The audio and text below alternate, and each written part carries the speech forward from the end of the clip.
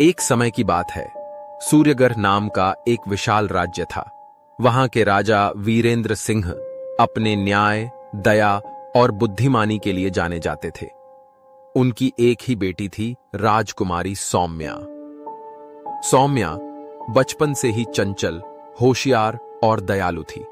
महल में हर कोई उसे बहुत चाहता था, लेकिन राजा की एक चिंता थी। क्या मेरी बेटी उस ताज की जिम्मेदारी उठा पाएगी जो कभी मेरे सिर पर था? राजकुमारी सौम्या को युद्ध कला से ज्यादा लोगों की बातें सुनना पसंद था। वो अक्सर महल से निकलकर आम लोगों से मिलती, उनके दुख दर्द समझती। एक दिन जब वो वेश बदलकर गांव में घूम रही थी, तो उसने देखा कि एक बूढ़ी औरत पानी के लिए परेशान है। सारे कुएं सूख चुके थे। राजकुमारी ने वहीं बैठे एक व्यक्ति से पूछा, राजा साहब, इस हालात में कुछ नहीं करते? वो आदमी हंस पड़ा। राजा को क्या, उन्हें तो बस अपने दरबार की परवाह है। राजकुमारी को बहुत दुख हुआ। वो सोचने लगी, अगर मेरे पिता के राज में कोई प्यासा है तो हमारी शान किस काम की। अगले ही दिन उसने दरबार में जाकर कहा, पिताजी, मैं सूर्यगढ़ की असली तस्वीर देख चुकी हूं। राज्य चमकता हुआ लगता है, लेकिन गांवों में अंधेरा है। अगर मुझे कभी ताज मिलना है तो मैं पहले इस अंधेरे को मिटाना चाहती हूं। राजा वीरेंद्र सिंह मुस्कुराए। तुमने वही कहा जो एक सच्चे शासक को कहना चाहिए। उन्होंने सौम्या को राज्य के दक्षिणी हिस्से की जिम्मेदारी दी, जहां सूखा, गरीबी और डर का बोलबाला था।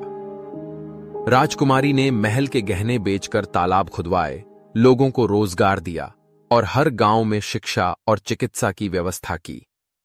धीरे धीरे लोग कहने लगे, राजकुमारी नहीं, ये तो हमारी देवी हैं। लेकिन जैसे जैसे सौम्या की लोकप्रियता बढ़ी, राज्य के कुछ मंत्री जलने लगे। उन्होंने राजा के कानों में फूंक मारी, महाराज, राजकुमारी लोगों के दिलों पर राज कर रही हैं। कल को वो ताज भी छीन लेंगी।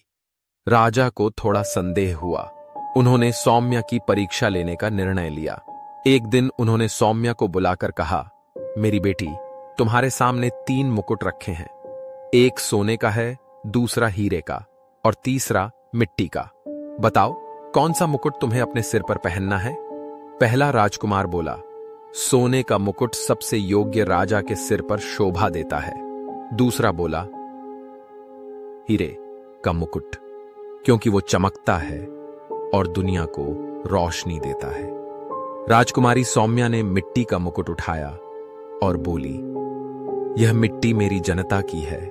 अगर मैं इन्हीं की सेवा करूंगी तो यही मुकुट मेरे सिर की शोभा बनेगा। पूरा दरबार सन्न रह गया। राजा वीरेंद्र सिंह की आंखों में गर्व के आंसू आ गए। उन्होंने उठकर कहा, आज मैंने समझा कि सच्चा ताज सोने या हीरे का नहीं होता, वो होता है सत्य, सेवा और प्रेम का।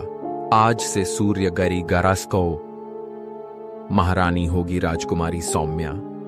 कुछ वर्षों बाद सूर्यगढ़ राज्य अपने स्वर्ण युग में पहुंचा। लोग कहते थे, जहां सौम्या का राज्य है वहां किसी को भय नहीं, कोई भूखा नहीं।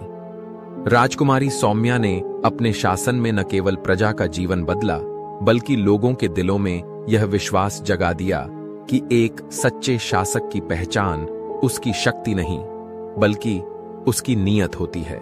सच्ची राजसी शान सोने या ताज में नहीं, बल्कि लोगों के दुख समझने और उन्हें मिटाने की शक्ति में होती है।